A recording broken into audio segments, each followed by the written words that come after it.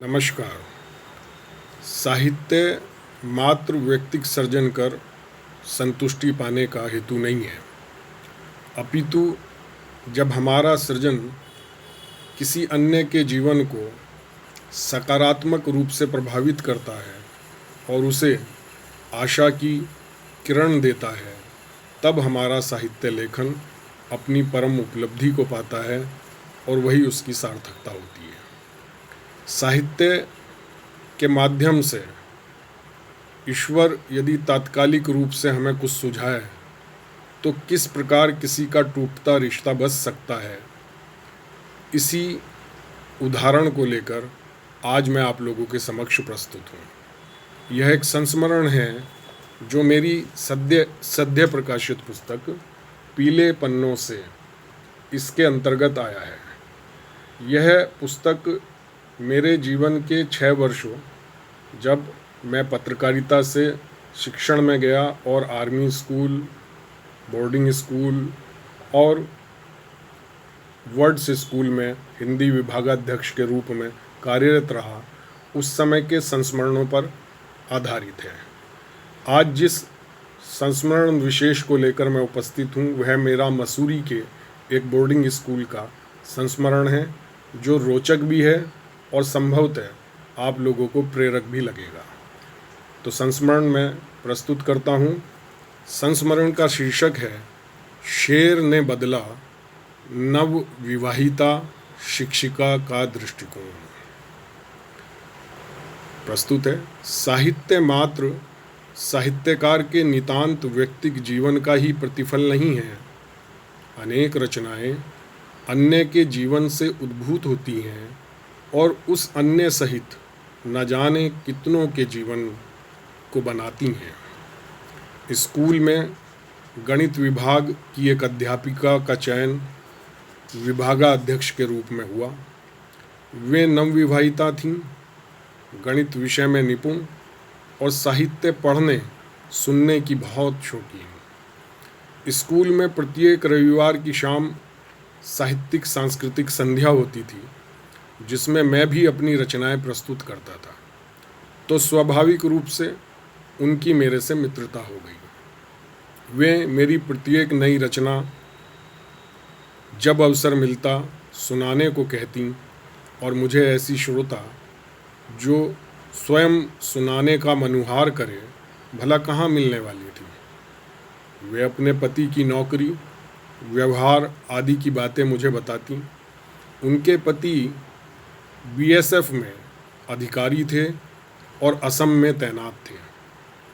उनकी यह शिकायत भी थी कि पतिदेव बस रात को थोड़ी देर के लिए फ़ोन कर पाते हैं। एक बार उन्होंने बताया कि उनके पति ने असम से उनके लिए एक शाल कुरियर द्वारा भेजा है। हम रोज़ शाम उस कुरियर की स्थानीय ब्रांच जाते और उनके पैकेट आने की पूछताछ करते। कुरियर वाला कहता कि पैकेट जब आएगा तो वह स्कूल लाएगा ही, लेकिन वे फिर भी प्रत्येक शाम मुझे कुरियर के ऑफिस तक ले जाती और उधर से मुंह लटकाए लौटती।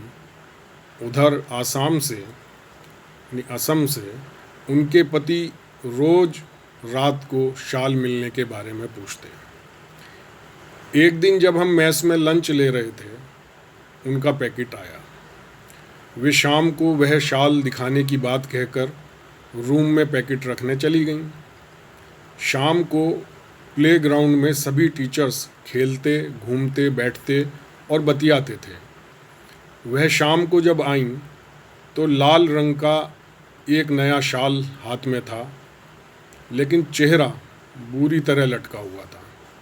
आते ही फूट पड़ी, अभी तक उसे मेरी पसंद का पता नहीं सर। इस रेड कलर से हेट करती हूँ मैं, पूरा हेट। इसके साथ कैसे गुजरेगी ज़िंदगी। उन्होंने यह भी बताया कि आज रात में पति देव को जली कटी सुनाने वाली हैं। उनकी बातें सुनकर मुझे बहुत दुख हुआ।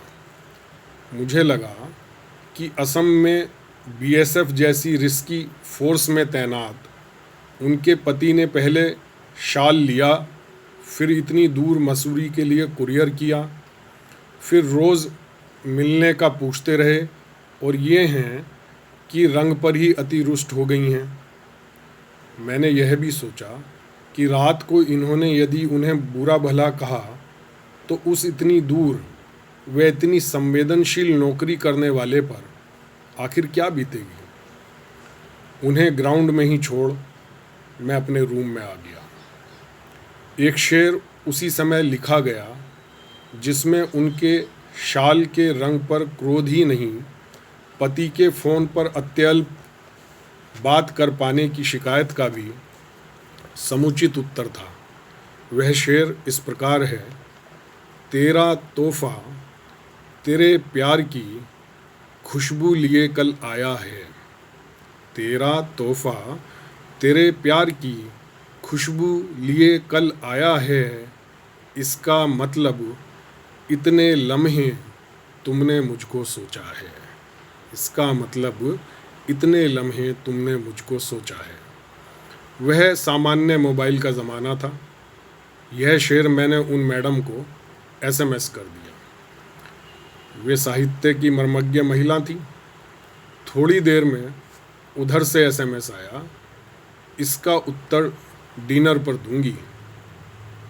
लगभग 2 घंटे बाद जब मैं मेस पहुंचा तो वे वही लाल शॉल ओढ़े हुए बैठी थी। तो इस प्रकार हम देखते हैं कि एक शेर किस प्रकार किसी के जीवन को बदलता है, उसके दृष्टिकोण को बदलता है और उसे दूसरे से स्नेह की डोर में और मजबूती से बांध देता है। ये संस्मरण मेरी पुस्तक पीले पन्नों से में है। आप लोगों को यदि ये संस्मरण पसंद आया हो, यह रोचक लगा हो, अनुकरणीय लगा हो तो कृपया लाइक, शेयर और सब्सक्राइब अवश्य करें।